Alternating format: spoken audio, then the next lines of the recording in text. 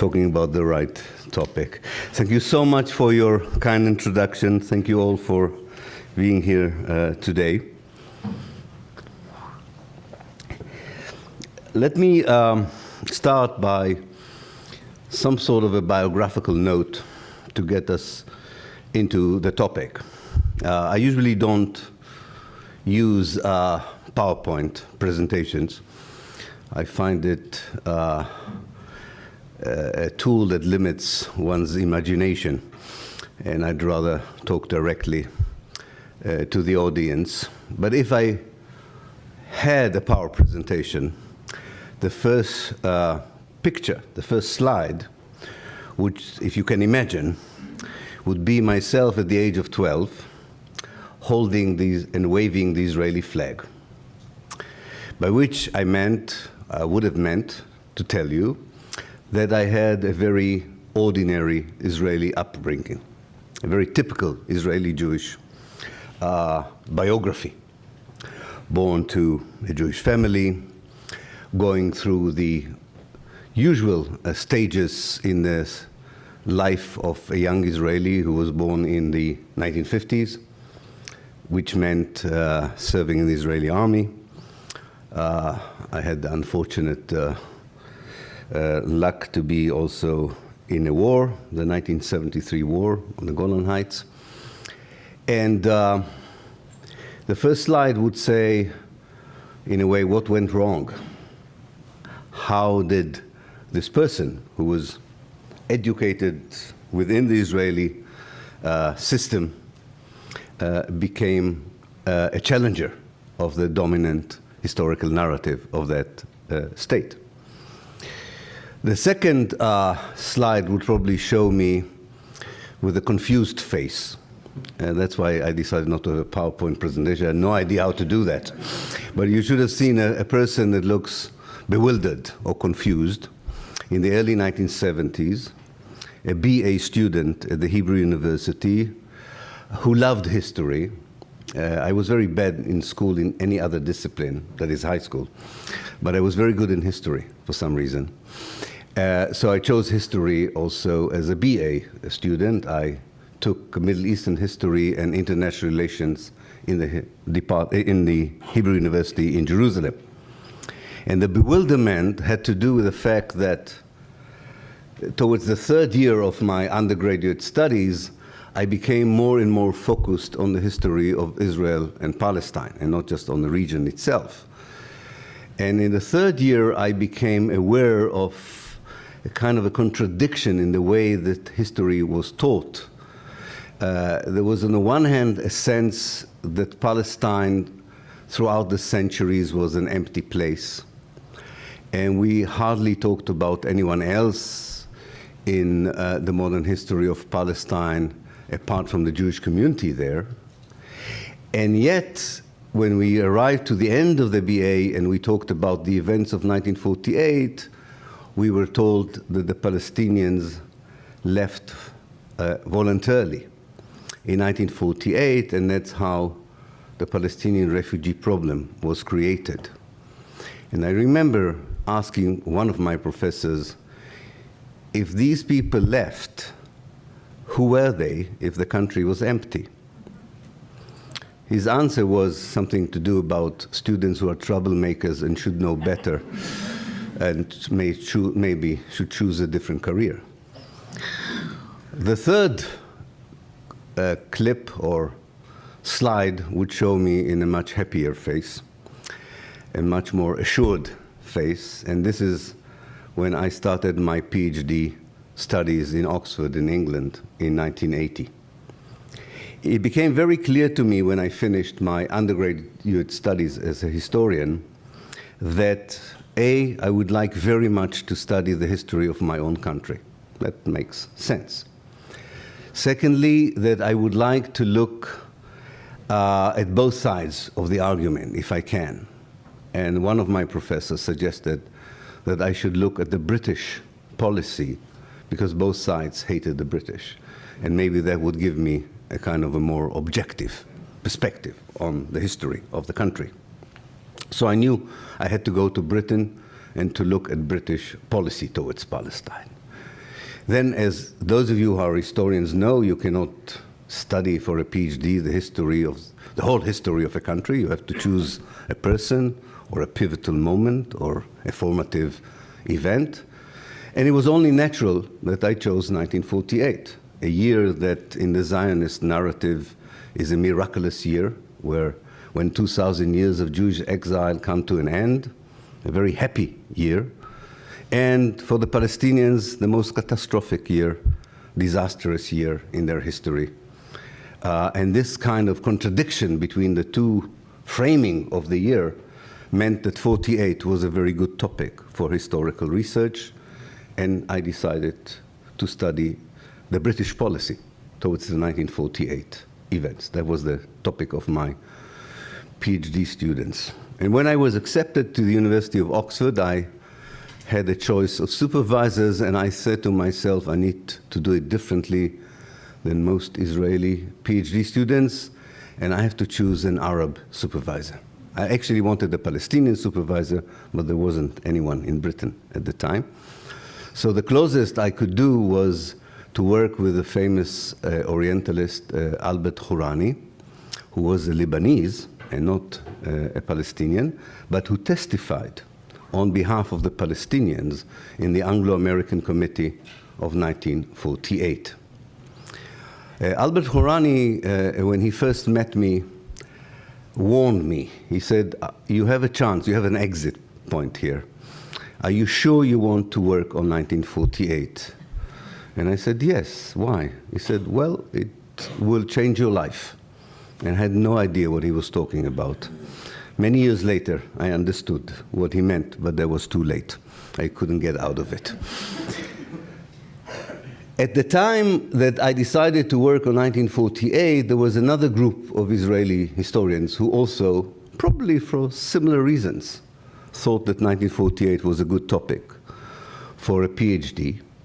One of the reasons all of us decided to look at 1948, apart from the reasons I've mentioned, was very practical. Under the secrecy laws of Great Britain, and to a certain extent of Israel and the United Nations, documents are declassified after 30 years. So the documents pertaining to 1948 were released in 1978. And I came to Oxford in 1980. So it made sense to go and look at the documents at which very few historians had researched before us. But something very interesting happened. There was quite a large group of Israeli historians who went to the British archives, to the Israeli archives, the American archives, the United Nations archives in the early 1980s. But only a very small number of them came out with a new insight about their own country's history. The vast majority of them said to themselves and to others, we haven't found anything in the documents which was new to us. And that was very surprising to me, because for me and for 3 or other 4 historians, which, as was mentioned, we were called later the new historians, what we saw in the documents totally changed our historical perspective on the past in general and on 1948 in particular. So why did the others not see what we saw? This question led me to venture into the area of historiography, of the philosophy of history, to question of subjectivity and objectivity in history. And it became clear to me that what influences the story you tell eventually as a professional historian is not just what you find in the documents. They're not just the facts. They have a lot to do with your moral position, your ideological orientation, the time in which you write, and your personality. They are all factors that influence the story you finally tell. In particular, I found out that this was important for how you treat a document in the archive. Do you treat the document as a reflection of the truth? Or is the document yet another interpretation of the truth? Do you trust the interpretation of an Israeli soldier in 1948? And do you trust an interpretation of Israeli soldier in 2018? If you have some doubts about their reports in 2018, you should have the same doubts about their reports in 1948. This is not a direct route to the truth. It's just another obstacle on the way to the truth. And apparently what happened was that a small group of Israeli historians did not only read in the document something that they didn't know about, for reasons that had to do with the contemporary reality in which they lived, suspected that what they read in the Israeli documents was not the truth, and deconstructed the documents in order to find out what they thought was the true story about Palestine. I will give you one example to show you how it works.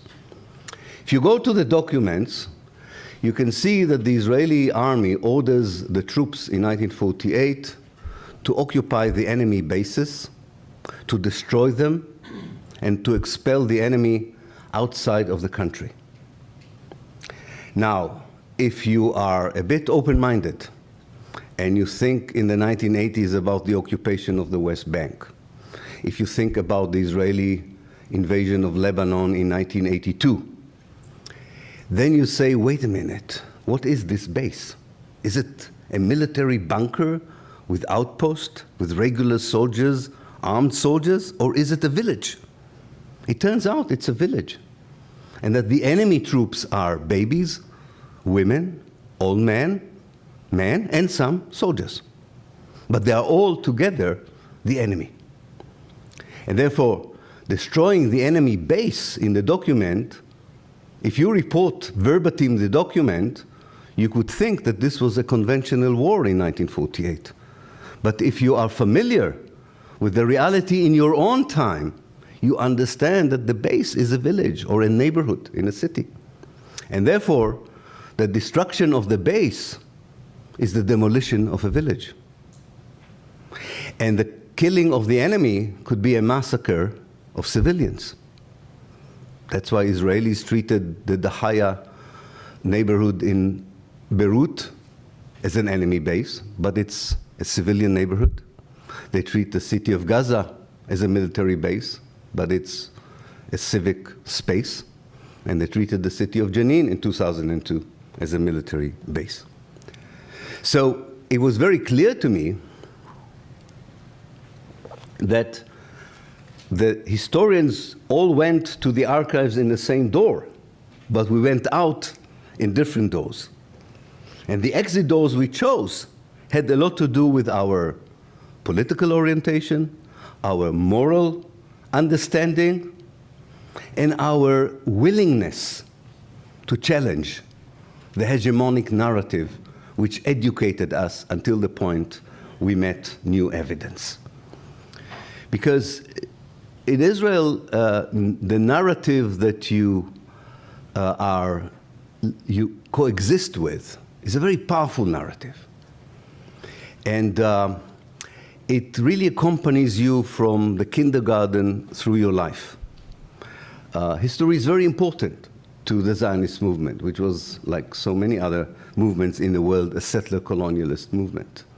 And for settler colonialists, that is, people who come from abroad to another country, it's very important to have a clear historical story that explains to themselves and to others what are they doing in someone else's homeland. And that's why we, as Israeli Jews, we get a very clear notion of the narrative. And we live with it very closely. And I think one of the obstacles for people in archives who can see or have the option of seeing evidence that contradicts this narrative, one of the obstacles is that leaving the narrative, challenging the narrative, could be deemed as an act of treason. In fact, I was called by my rivals in Israel as a traitor for not adopting the Zionist narrative about the events of 1948 and about the history of Palestine in general. So The challenge is so big, in fact, that, to be honest with you, I think you are in the presence of the new historians movement in this room. You didn't understand my English humor. I'm the only new historian left. That's what I meant. It was a movement, and I'm the only new historian. So if you want to get rid of the new history of Israel, you just have to get rid of me. And the reason is that some of my colleagues could not withstand the accusation of treason. Did not expect, I think, the kind of response they would get for what they thought was the truth, but what their peers thought was an act of defiance, subversiveness, and treason. So I think that that's very important to understand, not only in the context of Israel and Palestine. Any historian who would challenge their national narratives, their hegemonic narratives, should not expect any gratitude from the society, especially not at times of conflict, where historical narratives are as important as ammunition as is the military capacity of both sides. So those who were part of the new history challenged the Israeli narrative on several points. I will mention a few of them on 1948. The challenge itself appeared as books, as articles, as interviews in the newspapers, in television, on radio. In fact, it was quite important for many Israelis, the debate on the 48 events, especially in the 1990s. In one of my books, I describe a debate between the new and old historians at the University of Tel Aviv, which coincided with the semi-final of the soccer world competition that actually was here in the United States. And Israelis love soccer. They love soccer, and for Israelis to miss a semi-final is quite unheard of. And therefore, the organizers for the debate chose a very small room, even smaller than this one. They didn't think many people would show a debate about the history of 48. And lo and behold, 700 people came. And in the last minute, we had to find the largest hall possible in the University of Tel Aviv. People found it very interesting in the 1990s. You won't find 7 people today who would come to a debate about 48 in Israel. That's how Israel has changed within 20 years. It's amazing. But in the 1990s, probably also because of the Oslo Accord, which today we mentioned 25 years to the Oslo Accord, and the sense that maybe there is a chance for peace with the Palestinians, I think that also created this idea that maybe we should revisit some of the history and so on. I think that also contributed to the interest in the debate. So for a while, this was a very lively debate. I will talk in a minute how it died and how it disappeared. But I would say that between 1990 to 2000, for 10 years, the debate about the past was a very prominent part of the Israeli culture, not only in the academia, also among playwrights, in the theater, in films, among journalists and educators, among artists. It was quite an attractive topic for many people who were producing knowledge, whether it was an academic knowledge or cultural knowledge or any kind of knowledge. At the heart of it was our work about 48. The first, and I think not so important point we made, it was important for Israelis, but I think in hindsight it was not the most important point. But the first point we did, we grew up on the myth that in 1948 Israel was a David that defeated an Arab Goliath. There is an atlas on the Arab-Israeli conflict, which was prepared by one of Britain's greatest historians who died just a year ago, Sir Martin Gilbert. It's called the Atlas of the History of the Arab-Israeli Conflict. And if you want to understand the Israeli narrative, you have to look at the map that this atlas has on the 1948 war. You can see thick, huge arrows coming from the Arab world into Palestine, And you need a very good eyesight to detect the Israeli arrow that comes to meet them. You understand what the image conveys, right? So we did something very simple. We counted troops, which we're not supposed to do, apparently, because we found out that there were more Israeli soldiers than Arab soldiers in the 48 war. So it was not exactly David and Goliath. Maybe there were two Davids, semi-Davids, semi-Goliaths, I don't know, whatever you want. But it was not a David and Goliath. Not only that, we found out that the Israeli army was far better equipped in terms of arms, far better trained, that the Egyptian army, for instance, was made of half of the Egyptian contingent that was sent into Palestine were prisoners, Muslim Brotherhood prisoners, whom the Egyptian government gladly sent to the campaign, hoping that they gave them a one-way ticket to Palestine. The most efficient Arab army, the Arab Legion of Transjordan, it was called then, Jordan of today, which had military officers running it, British military officers running it. That army was very limited in its operation in 1948 because Jordan and Israel had an agreement that in return for annexing the West Bank to Jordan, the Jordanian army would have a limited role in the 48 war. And the Lebanese and Syrian army were not really a very powerful or impressive as military rule. But I don't want to underestimate the fact that there was a war between Israel and contingents from the neighboring Arab states who entered Palestine on the 15th of May 1948, the day that the British mandate or rule over Palestine ended. And this was a war. This was a proper war. People were killed on both sides. Well, one should say that. I think the most important point we made, or the most important myth we debunked, which is far more important than David and Goliath, although, as you can understand, it also is important. But the most important myth we debunked, which really got us into trouble, and I think was the main reason why few of us could not withstand the pressure, was about how the Palestinians became refugees in 1948. That was the most important issue.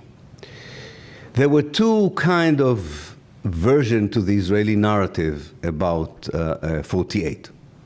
There was kind of the official narrative that you could have found, which was a bit ridiculous. I think maybe some Israelis even felt it was ridiculous, which said that the Palestinians left voluntarily because the Arab leaders, the leaders of the neighboring Arab states and the leaders of the Palestinians told them to leave and to make way for the invading Arab armies with a promise to come back. This is what was the official narrative. Then there was a more sophisticated narrative that said, well, some people might have been expelled, but it all started in May, on the 15th of May 1948, when the Arab armies invaded Palestine. And when the Arab armies invaded Palestine, there was a war, and people in a war become refugees. That happens all over the world. So it was the war that was responsible for the making of the Palestinian refugee problem.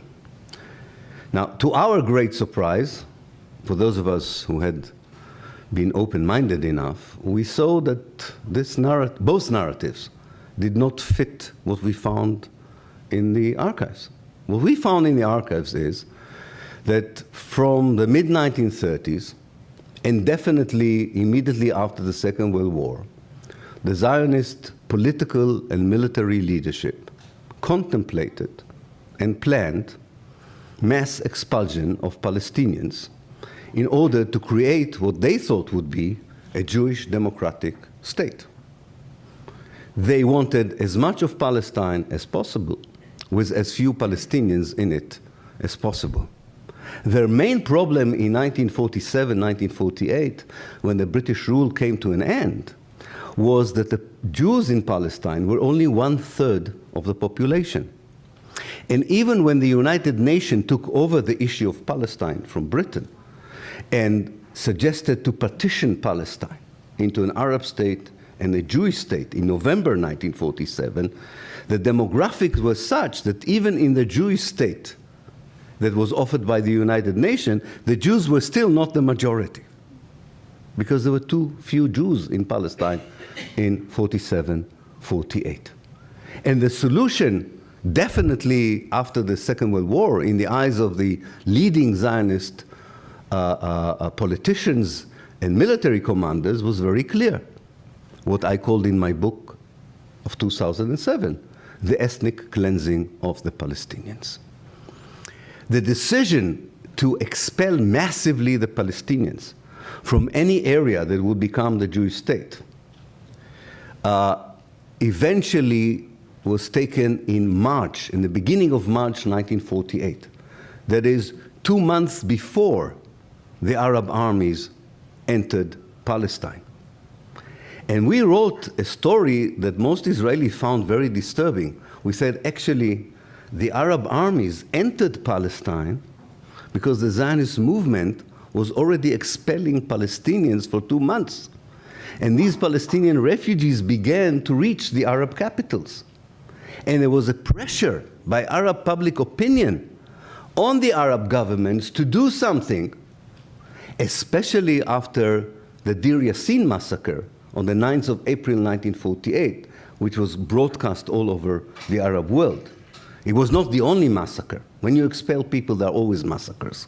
People don't like to be expelled. And when they refuse, you shoot them. But the most known massacre in those days was the massacre of a small village near Jerusalem, Deir Yassin.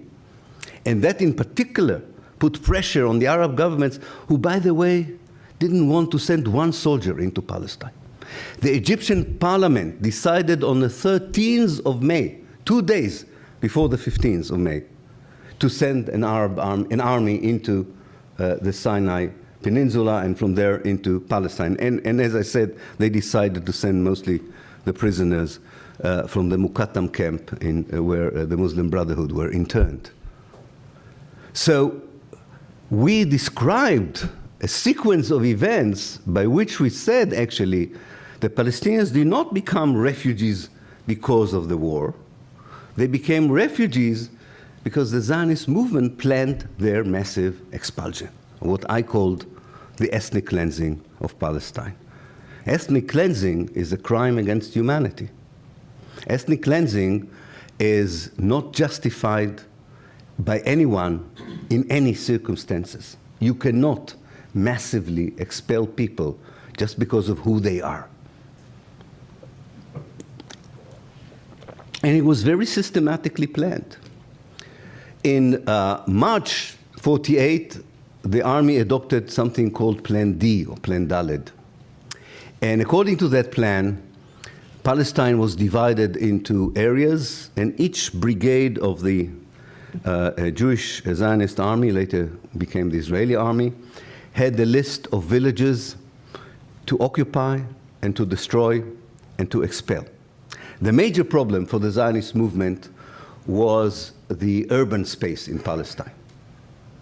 There were tens, if not hundreds of thousands of Palestinians living in 11 towns. The most important of them were Jaffa and Haifa. And it's important to remember that Jaffa and Haifa were de-Arabized in April 1948, not after the Arab armies entered Palestine, but before the Arab armies entered Palestine. These are not small details. They are very important. The sequence is very important here, because the Arab world was blamed that in 1948 it wanted to destroy the Jewish state. Nobody tells the story the way we told it. I mean, there were Palestinian historians who were trying to tell the story in such a way, but nobody listened to them. We kosherized, if you want, the Palestinian narrative. You needed a Jew to do the job, which irritated a lot of my Palestinian friends, and I understand it, but I told them there was no other way of doing it. They would not listen to you in America if you are a Palestinian historian, but they would listen to you if you are an Israeli Jewish historian, which they did, which is true. So my hometown Haifa had 75,000 Palestinians living in it. Within 2 days, 2,000 were left. 3,000 Palestinians were left out of 45,000 in the city of Jaffa. They were expelled within 10 hours. What is incredible, we found out that actually we didn't even need the archives for that. We needed the archives for understanding the planning of the ethnic cleansing. But we did not need the archives to know what happened. We actually found out that the New York Times had a correspondent, I think you call it today, was embedded with the Jewish forces, had some other newspapers, and they wrote home reports, very accurate reports, of what was going on. But the editor of the New York Times decided to put it on page 5 or page 6, and I think it just escaped the attention of people. The Red Cross was really disturbed by what was going on, and the emissaries of the Red Cross wrote very powerful description of what happened. But the Red Cross headquarters in Geneva said, 3 years after the Holocaust, we don't want to blame the Jews of mass murder, expulsion, rape, and poisoning. There was only one instance in which the Red Cross decided to brave this self-censorship that it imposed on itself. The Israeli troops poisoned the water of Acre, in order to make the city surrender. And the Red Cross reported this to the United Nations. One of the reasons that it got known was that there were still some British doctors working in the hospital in Acre who themselves got the typhus out of this poisoning act. Israel apologized and so on, but and this, by the way, again happened before the 15th of May. It's very interesting. In the 1990s, an Israeli reporter interviewed the 2 Israeli soldiers, who injected the typhus into the water. I don't know if anybody of you have been in Acre. Acre's water supply comes from an aqueduct, a Roman aqueduct, which is still there. It was the main supply. So the water goes into the old city in the open, so you can easily poison it. And 2 soldiers, apparently, who felt very bad about it many, many years later, after I wrote it in my book, gave an interview to Yediot Achronot, which is an Israeli daily, and admitted that they were the ones who put the poison. And I think that was, for me, a moment of epiphany, only in the sense that it didn't shock anyone in Israel. I mean, nobody denied it, nobody said anything about it. Said, okay, so you poisoned some people, so what? That also explained to me this sense of commitment that I felt when I wrote my books on 48, and why my colleagues didn't have a similar sense of commitment. Namely, they didn't think there was something terribly wrong with poisoning the water of a city. For me, I don't know how you feel about it, but for me it's a horrific crime. Horrible. It's a horrible thing to do, even in war. It was a war. In war, you don't poison people's houses. You don't poison. This is a war crime. People who do this usually sit all their life in jail. So our understanding was that Palestinians became refugees because the Israelis wanted to create a Jewish democratic state. In other words, they wanted to come to the first elections in Israel with the assurance that there is a Jewish majority, so that the democracy would be Jewish. And I think that explains the massive expulsion of the Palestinians. Within 9 months, 500 villages, half of Palestine villages, were destroyed, wiped out, and on the ruins of these villages, Israel planted forests. They imported 10,000 pine trees from Europe to cover up some of the ruins. They also thought that the landscape was too Arab, so they wanted a European landscape. The pine trees in most places, by the way, are very ill. They don't fit the climate. In other places, they built Jewish settlement on the ruins of the Palestinian villages, quite often using the same name, the Arabic name, and giving it a Hebrew name to show that this is not an occupation of a village, it's a redemption of the village. Namely, we're going back to a village that was ours 2,000 years ago, but happened to be Arab for 2,000 years. So Safuria becomes Tzipori. Yajur becomes Yagur, right? Lubia becomes Lavi. Almost every kibbutz and settlement you can see in pre-67 Israel is built on the ruins of a Palestinian village. The third myth we debunked, again, I think was less important than the second one, was that the myth was that after the war, Israel stretched its hand for peace and there was no one to reciprocate it. We actually found out that there was quite a willingness in the Arab world and among the Palestinians to renegotiate the reconciliation and peace, and it was actually the Israeli government that was intransigent and felt, quite normally one should say, that given the achievements they have gained in the 48, there was no reason for negotiation, because any negotiation would involve compromising or giving up territory or giving up, or of being forced to allow the people to return to their homes. So Israel had no incentive whatsoever to go into a proper peace negotiations. But I think that was less important. I think what really was important was that we talked about the way the Palestinians became refugees. Interesting things happened afterwards in Israel. Other historians and sociologists or people who dealt with knowledge felt that if we were able to ask these brave questions about 48, maybe there are other chapters that have to be re-examined. So, for example, academics who were from an Arab Jewish origin, namely their parents or they themselves came from Arab countries or Muslim countries, revisited the way the young state has treated what is called the Mizrahi Jews, the Jews of Iraq, the Jews of Morocco, the Jews of Syria.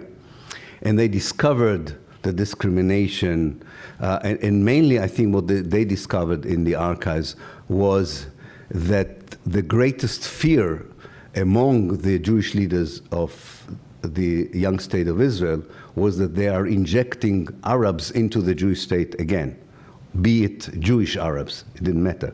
So they found the whole project of de-Arabization.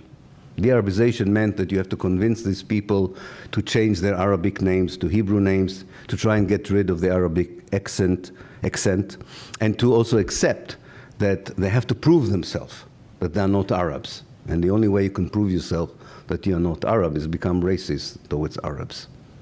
So this de-Arabization was a very powerful project, accompanied by academics who believed in the theory of modernization and thought that this would be for the benefit of these Jews who came from Arab countries. So that was also part of the new history. No less important was the new history that dealt with the manipulation of the Holocaust memory in Israel. Very sensitive issue. The fact that Israel treated very badly the survivors of the Holocaust. It preferred much more the victims, the dead victims of the Holocaust, in order to gain political capital on this issue. And there was an attempt to say that there has to be much more universal memory coming out of the Holocaust rather than a Zionist one. So this was, and I don't have time to include all the chapters of the new history. I just want to say that it was not just about 1948.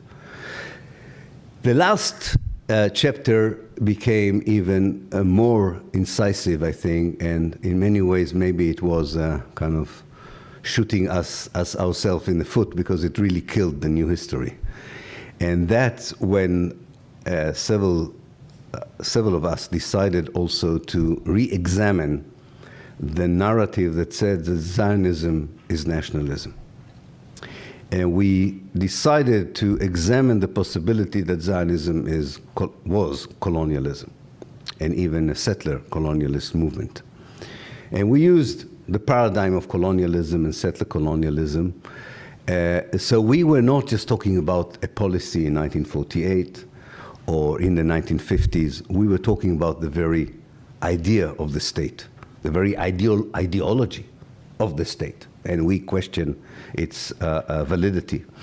And I think that was one step too much for the Israeli academia, political and cultural establishment. And together with the fact that we started this project with the outbreak of the second intifada, the second uprising in the occupied territories that also spilled over into Israel itself, the country, the society was in no mood anymore to hear criticism of the past, definitely not criticism of the very ideological nature of the state. And quite a few of the new historians retracted. Some even published very embarrassing mea culpa, kind of I'm sorry kind of articles, which were quite pathetic. And others left. And therefore, I think you will find very little impact of the new history on the Israeli educational system, on the media, on the discourse. In fact, the whole Israeli political system moved to the right after 2000, and moving to the right meant also that you are not at all encouraged to look critically either at the present or at the past. In fact, in 2010, the Israeli Knesset passed a law which is called the Nakba law, which says that you are not allowed to frame the 1948 events as a Nakba, as a disaster. Unbelievable that they passed a law which should tell us how we should frame an event in the past. The reason is that it was very clear to the Israeli authority that they might be able to silence the Jewish voices who wrote critically about the past, but they cannot prevent the Palestinian citizens in Israel from looking at their own history and talking about the Nakba, or even as they say in Arabic, al-Nakba al-Mustamira, the ongoing ethnic cleansing. And I will end and open it up for you by saying something which I think is very important to understand. The late Edward Said said, and I think there was a very poignant idea that he had. He said, if in 1948 the ethnic cleansing of Palestine would have stopped, if it would be one event, one-off event, as terrible as it was, it would have been possible to build a new kind of reality in the relationship between Jews and Arabs. But he said it didn't stop in 1948. Between 1948 and 1967, Israel expelled 36 villages in order to downsize the number of Palestinians within the Jewish state. When Israel occupied the West Bank and the Gaza Strip, it expelled 300,000 Palestinians. 3 refugee camps near Jericho were emptied. The Muslim quarter in Jerusalem near the Wailing Wall was emptied. Since 1967 until today, another 250,000 Palestinians were expelled in various means from the West Bank. And the expulsion, the ethnic cleansing continues as we speak. Sometimes it's just 1 Palestinian a day, sometimes it's more. But the main issue is that the Israeli notion of democracy is totally connected to demography. Namely, you cannot have a proper democracy unless you have a clear Jewish majority. And all the means are justified to get this majority. Massacre, ethnic cleansing, inducing people to leave, not allowing them to return, it's all part of the same methodology to sustain a democracy on the basis of racist demography. What is surprising is, of course, that the world tolerates it and calls Israel the only democracy in the Middle East. And the big question is, do we have the power, the will, and the commitment to change it from within, to change it from without, by boycotting, divestment, and sanction of Israel? can we help Israelis and Palestinians to get to a place where they could live as equal citizens in a democracy, which is a flawed political system, but it's the best political system we can have. Thank you very much.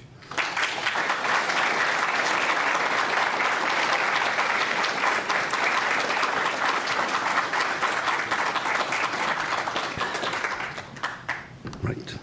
Thank you very much. Professor Pappé has asked me to simply recognize questioners. We have a microphone, so please wait to pose your question after the microphone has been given to you. And I think since Professor Pappé is a guest here, let me ask each questioner to identify yourself, just so that you know who Professor Pappé is, and this way there can be a symmetry. So please begin. Professor Moore. Thank you very much, Ilan. So during your talk, one of the things that really struck me is that I'm from the American South. I'm from Atlanta, Georgia, and right now in the United States, we're having a similar struggle over memory and history, right? So you have a Civil War battlefield, Confederate memorials in American cities in the South being torn down, others defend them. And I couldn't help but draw the parallel, right? And what I want to ask you is a very broad question, but I'm interested to get your thought, which is that when you're talking about history, you're also talking about memory. And you're talking about memory that's connected to forms of justice or quests for justice. And I think the struggle over these monuments in the American South can be framed that way too. So can you talk a little bit about the relationship between memory and justice? Because in the one sense, the people that died or suffered at the hands of great tragedies in the past can never have justice just because we memorize them or we memorialize them. But yet, as human beings, we still connect the two. We must bring memory to some sort of way of bringing justice. So I'd like you to talk a little bit about that in the case of Israel. Thank you. Yeah. Thank you. I think I kind of referred to it, but I will extend on this because I think it's an important issue. I think memory becomes connected to, not just to justice, I would say also to cultural resistance, for instance, when it resonates with the present. I think it's very difficult to create a movement for justice where the injustice itself has totally been eradicated or disappeared. If African Americans in this country would have thought that the injustice of the time of slavery was gone in 2018, it would have been very difficult to connect the issue of slavery with the issue of discrimination against African Americans today. But because the discrimination continues, the memory of the slavery is so powerful. And not because people remember. It's not that people remember being slaves. But it's because this memory is part of an ongoing reality. In the case of Israel and Palestine, because Zionism is a settler colonialist movement, namely, it's a project that has not been completed. For settlers who come from Europe to create a new homeland, which they believe, and they have all the right to believe, was theirs 2,000 years ago, the fact that someone else is present on the land is a huge problem. And therefore, the way to try and get rid of the indigenous population is not an event. It's not an event. It's a structure. It's a structure. It's part of your way of thinking, your way of life, because life is not complete because they are still there. The present are still there. And therefore, I think justice and memory, in the case of the Palestinians, is so well connected because they can see that structure. They can see the connection between the massacre of Deir Yassin and the massacre of Gaza.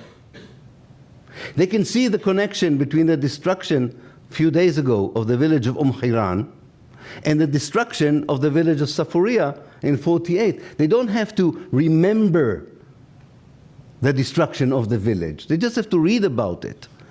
And there you see something very interesting, which I know happened here as well.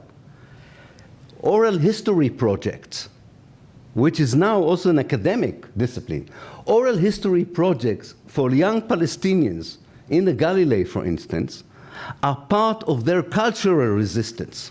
It's not just a matter of justice, it's also a matter of the struggle for justice. So they try and go to the university and write a master thesis or a doctoral thesis, which they believe is part of their struggle for justice. And then the university establishment recognizes it as a political dissertation and says, no, you have to be academics, so don't write about your own history.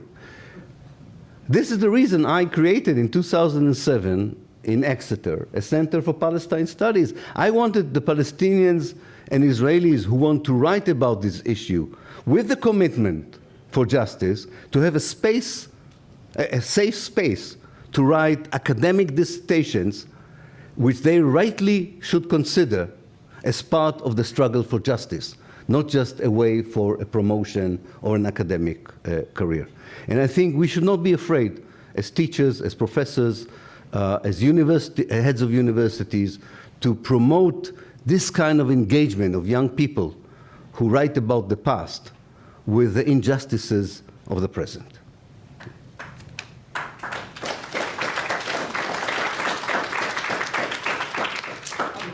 Over here.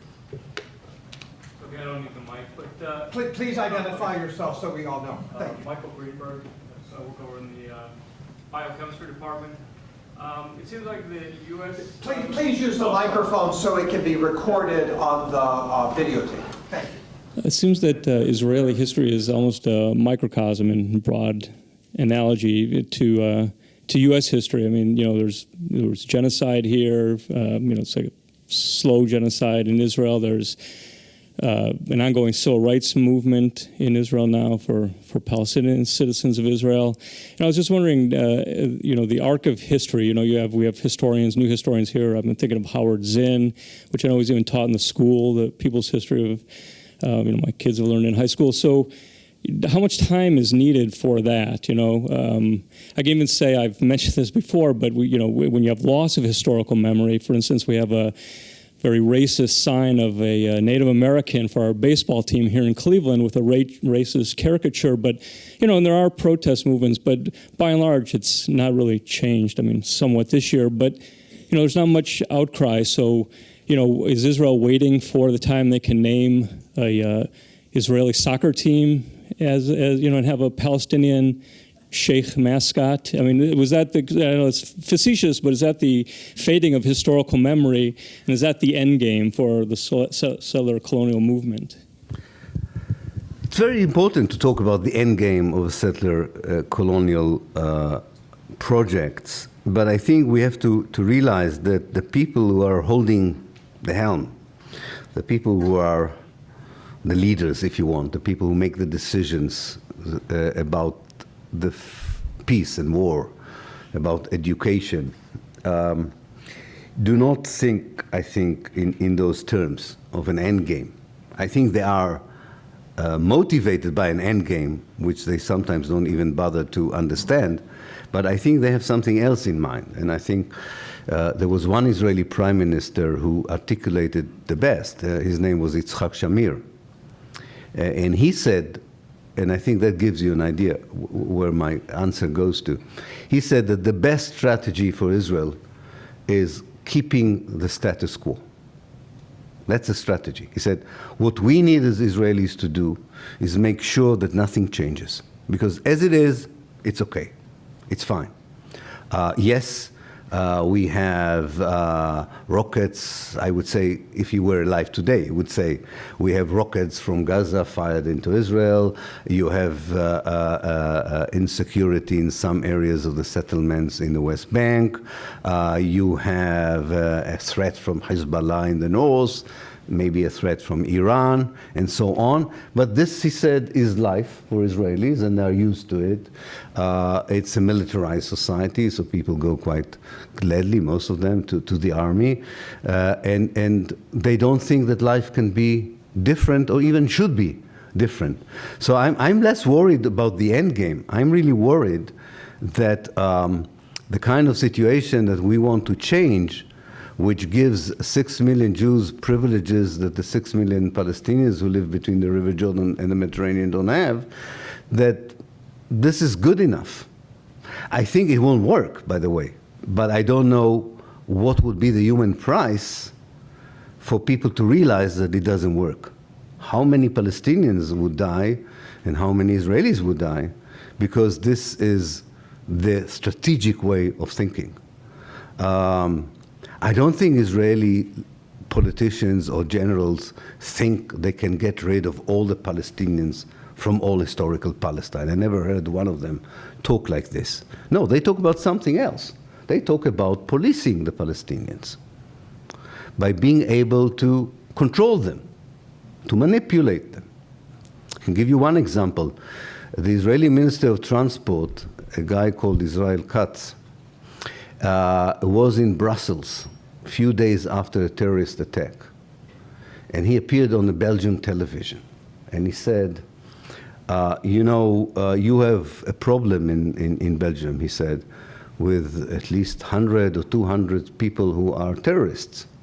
And you should consult us, because we have 1.5 million terrorists. That's the problem. That's the issue. It's the issue that the indigenous native population is a security problem.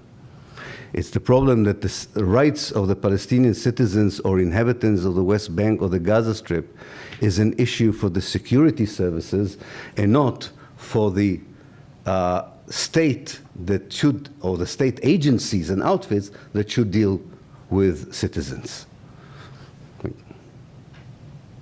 Yes, over here. Wait for the microphone if you would, please. Yeah. We can hear you in the room, but it's to capture it for the video. Right. Hi, Hi. I'm Nicholas Rowe. I'm a student of economics at Case Western, and I would like to ask, why do you think the status quo cannot go on? Looking from now, it seems like Israel is really in one of the best positions it's ever been in. Hamas has not been successful at all. The West Bank is under control. Hezbollah is sending all its fighters to die in Syria, and the BDS movement does not look to be is looking like just as much a failure as it's always been. So why do you think the status quo is not tenable? And I would also mention that Israel also has better relations with the Sunni Arab countries surrounding it than it ever has in the past. Thank you. A good question. I'll tell you why I think it's not going to work. First of all, because I'm an historian, and for me, success of few years, even 70 years, is not a formula or a guarantee for success. You know, the Soviet Union was there for 70 years. The Crusaders were for 120 years. History can come back at you very quickly. I'll give you an example. I was in South Africa, and I remember talking to some of the leaders of the ANC, and they told me that in 1988, they got a note from Nelson Mandela in Robben Island telling them that apartheid is about to fall.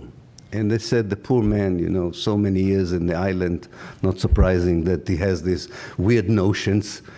And then they realized what he meant. The Berlin Wall fell. The Cold War came to an end. The United States, that refused to join this regime of sanctions against South Africa, decided to join the regime sanctions, and the whole thing changed. An economic crisis in this country takes America out of the fold in the Middle East and Palestine. Israel without the United States is not the same Israel, believe me. The new friends that Israel has, the prince in Saudi Arabia, General Sisi in Egypt, to say that these are regimes with longevity, I think would be given, if someone says it, he doesn't know the Middle East. I mean, the way Israelis tell themselves that they are secure is based on conjunctions that, yes, or constellations rather, that you're right, today work for them. but they can easily change. Believe me, they can easily change much quicker than we think. That's the second reason. And the third reason I'm convinced the status quo is not going to remain is that with all the Israeli military might, 250 nuclear weapons, the cutting edge military technology is useless in front of 6 million Palestinians who want their freedom and liberation. They can't use these weapons. You can't throw a nuclear bomb on Gaza because you will kill everyone in Tel Aviv. They come to the conclusion that their military capacity to do what they do is not enough. So I think that even deep down, some of them know that they have a problem. Unfortunately, some of the right-wing generals say, you're right, so we have to get rid of the Palestinians so that we won't face that kind of confrontation. But the more liberal generals, and we have liberal generals, say openly, the army will not, they say it openly, they said if there is a third uprising that includes the Palestinians in Israel, the army doesn't have military solution for that. So I think this is a very precarious scenario for a state that wants to promise security for its own people. Finally, I want to say to you, I'm also an activist. And if I lived in the United States and I would thought that the status quo in Cleveland, Ohio is unjust, I would fight from early in the morning until the early morning the next day to change that status quo. Anyway.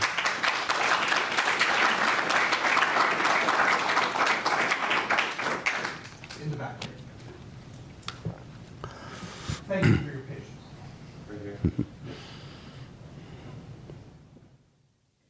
Ali Filali from the pathology department. Yes, you a very good talk. You just questioned recent history of the state of Israel, so since 1948. But other historians question even the history of the Jewish people. Is it a nation or is it a religion, as Shlomo said? So what's your opinion on this? Thank you. It reminds me, I was able, the last thing I did the last meeting I had with the late Edward Said, I introduced him to the book of Shlomo Zand, who was my friend at the time. The book was not written yet, but I shared with Said the concept of the book. For those of you who don't know, Shlomo Zand is an Israeli historian who wrote a book called The Invention of the Jewish People, in which he claims two things. One is that, contrary to the common Israeli narrative, most of the Jews were not expelled by the Romans 2,000 years ago, only the elite. So therefore, in a way, the Palestinians are the people who were the Jews of Palestine during the time of Christ. That's one argument. The second argument was that it's quite possible that the Jews who became the Jews of Europe came out of the Khazars, who converted to Judaism, a notion that already was developed by an English journalist by the name of Arthur Koestler in his book, The 13th Tribe. So I shared this with Edward Said, and he said, do me a favor. That's the last thing we Palestinians need. Now Palestinians would say, they are an invented people, everything is okay. They would recognize it and they would leave us alone. He said to me, concentrate on 48. It's important. It's important to say what the Jews did to Palestinians rather than who the Jews are. Let me most seriously say to you, he's a friend of mine and I think he did a very good job. It's a matter what interests you in life, you know. I think people are entitled to develop a narrative of who they are, really. The contemporary Greeks have the right to say that they are the descendants of the ancient Greeks. I don't think they are, but they have the right to do it. I'm not saying that this is how I start a lecture in Athens. I don't, but I can do it here. It's 3,000 miles away from Athens. I also don't start a lecture in Rome by saying the Italians, the contemporary Italians, are not the descendants of the ancient Romans. They are entitled to think that way. There are Lebanese who believe that they are descendants of the Phoenicians, and there are Swedes who believe that they are descendants of the Vikings. I don't care. You can choose whoever you like as your forefathers 2,000 years ago. I have no problem with that. My problem is, what do you do in the name of that narrative? If in the name of that narrative you destroy another people, the narrative is problematic, not because it's valid or invalid. So I don't deal with this, I must tell you. I really don't deal with this. I have my own views, but I don't think they're really important. I really think that we are, in our daily life, are subjects of narrative, and we create narratives, because that's how you can survive. It really matters what you do with them, not whether they are correct or not correct. Thank you. Yeah. Right here on the corner. Thank you so much for your remarks. My name is Akshay Singh. I'm an alum of the university. My question is about essentially, one idea has been to organize through BDS, boycotts, divestments, and sanctions, and I think there's a far way to go to change the orientation of the U.S. state. And for me, I question essentially if it isolates parallel movements and doesn't allow us to recognize here in the States the work of, academics like yourself, B'Tselem, the conscientious objectors of the IDF, the Hadash, and the Joint List. Are we, is there a way that we should be thinking about how to connect to anti-occupation sentiments? I mean, we've talked about a case. I know Professor Moore has said Haaretz has much more critical opinions of the occupation than anything you'll read in the U.S. How do we essentially, keep working in parallel without, the idea of, a lot of times it sounds like for kind of early people in BDS, just like, let's not discuss what even takes place in Israel, we'll just work on the U.S. state.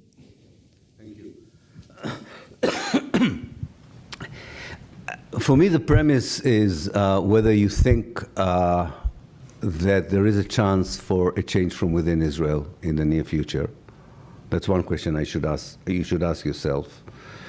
My answer is no.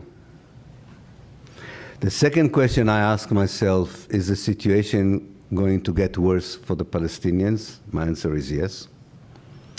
So the third question is, do I rely on the possibility of change from within, or do I go to the outside world and ask it to help me to redress the imbalance of power on the ground? And the answer is yes. And that's why I joined the BDS movement, that's why I believe in it. And I think there is no contradiction between putting pressure from the outside and empowering the people in the inside. And we're talking here about the inside Jewish society or the Palestinians inside Israel's struggle for liberation and peace. I don't see the contradiction. I think most of them also don't see the contradiction. So I don't think I would worry about that. I think we all have a role to play if we are concerned about what goes on in Palestine, for whatever reason. For whatever reason. I think the role of an activist from the inside is different from an activist in Ohio.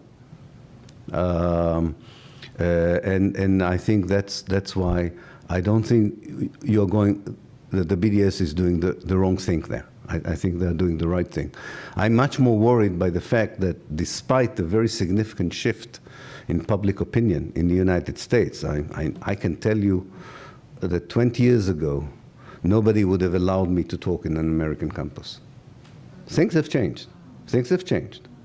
But I'm worried by the fact that the shift in public opinion has no impact whatsoever on the ground. That's very worrying. I mean, if you think we have been so successful in galvanizing public opinion, solidarity, support, and yet on the ground there isn't one proof, not only it's not improving, it's deteriorating. It really is deteriorating.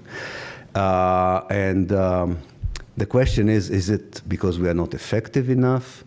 I don't think that's the answer. Of course, everyone should do more. But I think the problems lie elsewhere. You know, we have a problem with the Palestinian united position. We don't have a united position. There is no Palestinian clear vision, clear united position. We're not getting to the politicians. And when we do get to the politician like Barry Sanders or Jeremy Corbyn in Britain, they are at the late 70s. I have nothing against anyone. I'm reaching there as well, quite safely. But I think not every leader has to be above 76. We can have at least a 72-year-old leader who believes in Palestine. There's nothing wrong with that. We have a problem. We have a problem, but at least we know what the problem is. It's also something. Yeah. Here on the end. Thank you very much, Dr. Pappé. My name is Martha Banks. I'm a retired psychologist, not currently affiliated with any university. I wanted to ask if you could go back to the question of the policing and the controlling, because we have a problem here in the United States that Israeli police forces are providing militarized training for the police forces in this country with an obviously racist agenda. And it looks like there is an attempt to control marginalized populations in this country, and there is currently a lot of political support for that. And I'm wondering if you have any thoughts about ways that we can cut back on that and how that might reduce racism in this country and raise the expectation of people in this country that they should not be supporting racists in other countries.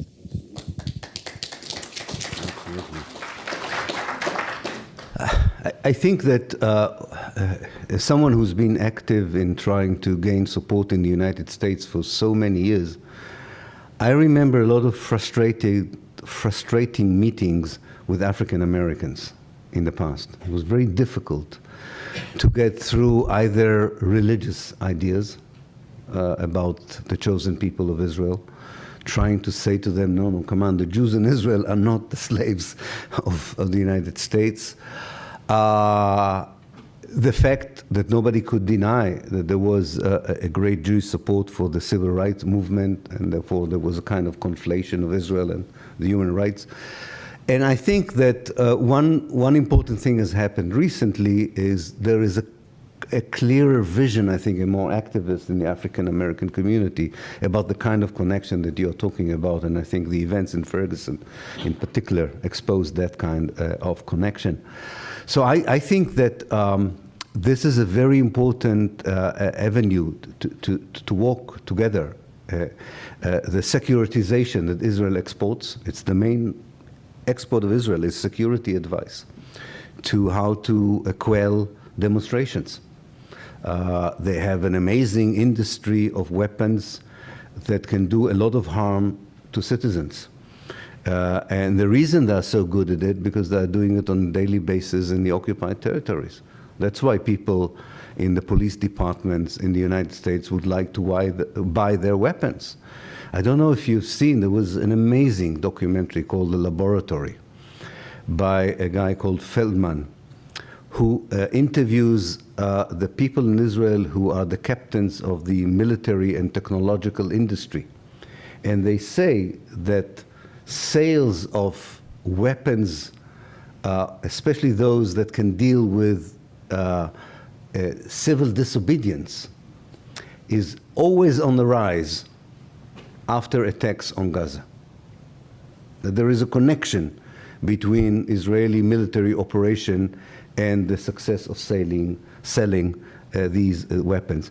So I think it's a very important connection. I think also we should reach to the Native American community. People already mentioned that connection.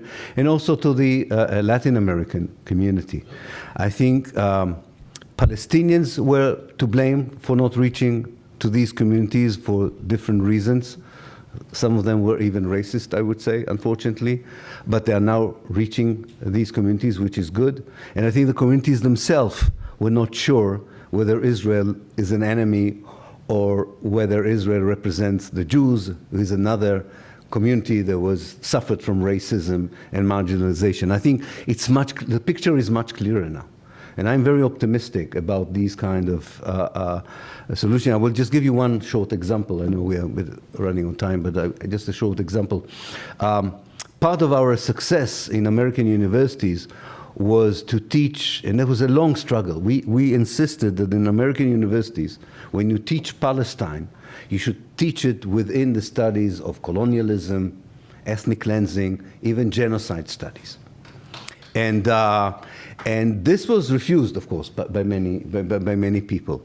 And in the University of Berkeley, one lecturer said, "I'm teaching Palestine as settler colonialism." And there was a big cry of the Jewish community and the Jewish activists and Israeli activists on the campus. And they almost succeeded in convincing the department not to allow this course to take place. But then the Latin American community of students was galvanized. Now, you don't want the Latin American community of students in Berkeley to be against you. And the university understood it, and lo and behold, this course is now 3 years being taught. Nobody is coming out and anti-Semitic out of it. Nobody goes and burns the Israeli flag. People are just much better informed about the situation in Palestine. So I think, yes, I was very encouraged by this new connection. Of course, Jesse Jackson and others, we were not alone. There were people in the community. But you know, even Martin Luther King, who we all admire, found it very difficult to say something critical about Israel. It was very difficult for him to do that. So we had a heritage here to deal with, which I think we are now dealing with it, finally. Thank you. Question in the back there. Hello, I'm Alex Memberg. I'm a student here.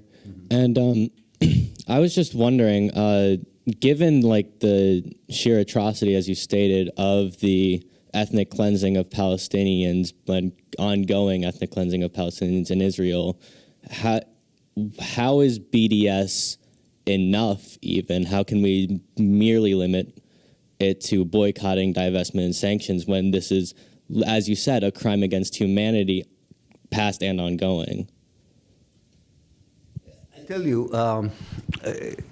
the reason that it's effective and there is not at this moment that you here can do more is because you have to remember what you are facing. A lot of people don't think that there is ethnic cleansing in Palestine. A lot of people do not think that Israel is not the only democracy in the Middle East. So I think that before you can go on the rampage, so to speak, and do something more critical, you have to be confident that people read the situation as you do. Otherwise, they would say, you're insane. Why are you attacking the only democratic state in Israel? So I think actually if you are part of a university, you can judge from the way people change public perceptions in history how important are universities in this. They are sort of the first place where you change the way knowledge is produced about a certain reality. Then you move to the mainstream media.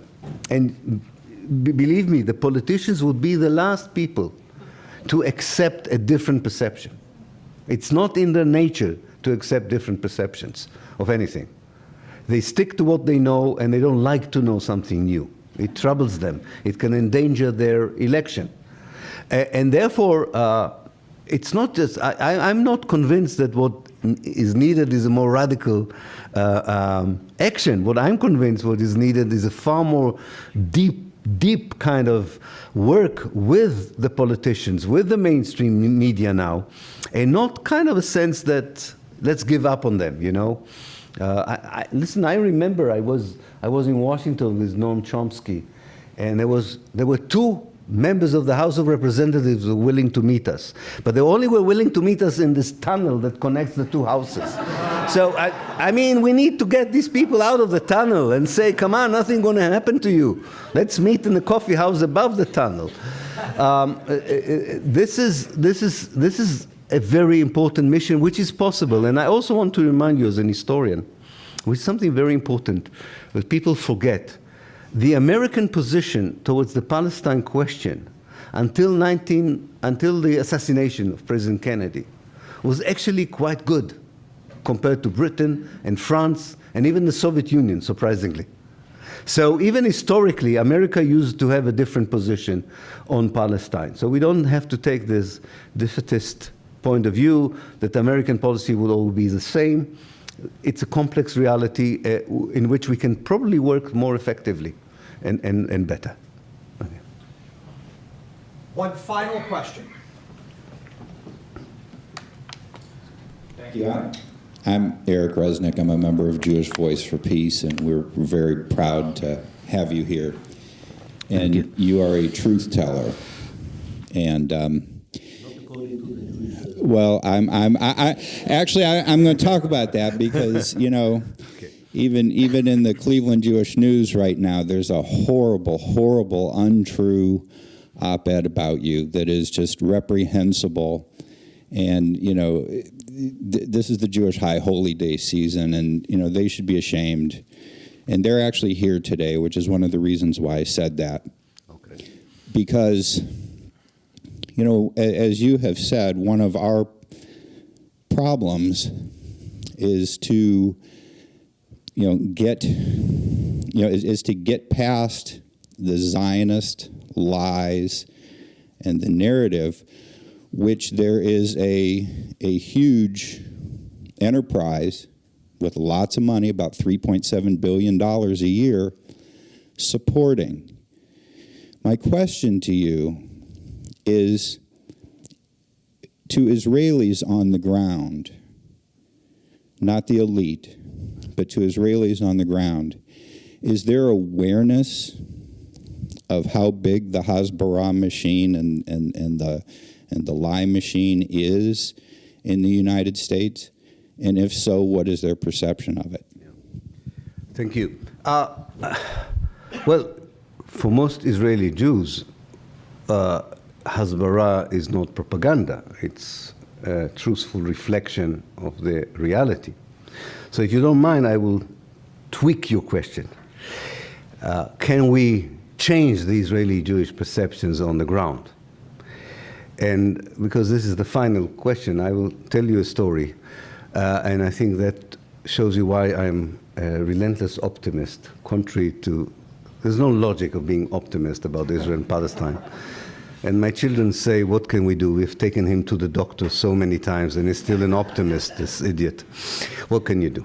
I'll tell you, in 2000, I moved from Haifa to a small Jewish community half the way between Haifa and Nazareth.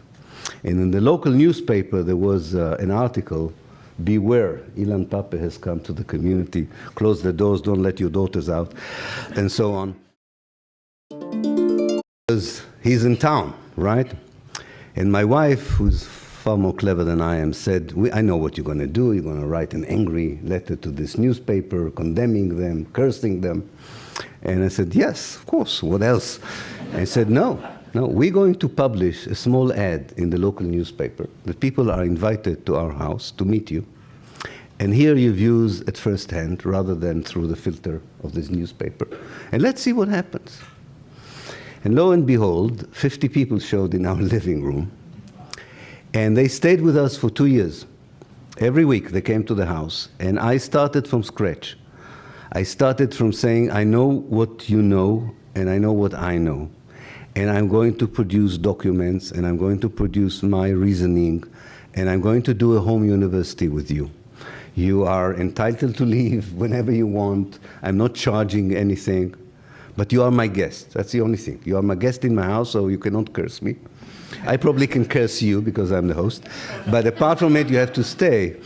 And they stayed, and some of them left, but quite a few of them had a very different perspective on reality. So one of my sons, who's very good in mathematics, said to me, I understand why you're optimistic. I calculated, he said. It took you 2 years to change the mind of 50 Israelis. All you need is 550 years, and the Israelis would have a different view. Thank you.